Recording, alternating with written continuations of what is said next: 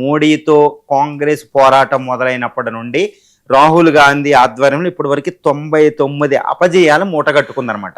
రాహుల్ నాయకత్వం ఏంటంటే అటు మోడీ నాయకత్వాన్ని ఢీకొనలేకపోతుంది అనే ఒక సంకేతం అనేది ఇప్పుడు కాంగ్రెస్ క్యాడర్లో కాంగ్రెస్ నాయకుల్లో వెళ్ళడం జరిగింది.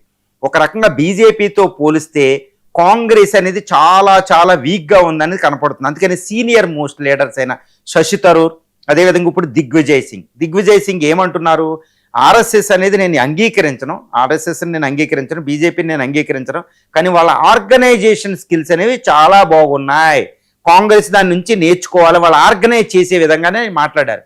ఇది వెంటనే ఆర్ఎస్ఎస్ బీజేపీని ఆయన ప్రైజ్ చేస్తున్నట్టు ఇటు కాంగ్రెస్లో ఒక రకమైన ఉద్యమం కింద మొదలైపోయిందనమాట.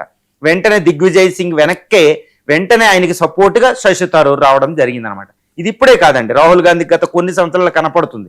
మణిశంకర్ అయ్యర్ గారు రీసెంట్గా ఒక మాట్లాడుతున్నారు. ఆయన ఏమంటున్నారు, కాంగ్రెస్ 2008 అప్పుడు ఆ టైంలో అధికారంలో ఉన్నప్పుడు పేసా అంటే panchayat extension in tribal areas అనే ఒక యాక్ట్ని ఇంప్లిమెంట్ చేసుకుంటే మావోయిజం పెరగకుండా ఉండేది అనేది కాంగ్రెస్ని విమర్శించేశారు యూపీఏ ప్రభుత్వాన్ని. గుర్తుపెట్టుకోవాలి. అంటే ఇప్పుడు బీజేపీ నక్సలిజాన్ని అడ్డుకుంటుంది, చక్కగా అడ్డుకుంటుంది, మనం అడ్డుకోలేకపోయామని మణిశంకర్ అయ్యర్ మాట్లాడారు. ఇదంతా ఏముందంటే కాంగ్రెస్లో సీనియర్ లీడర్స్ వాళ్ళు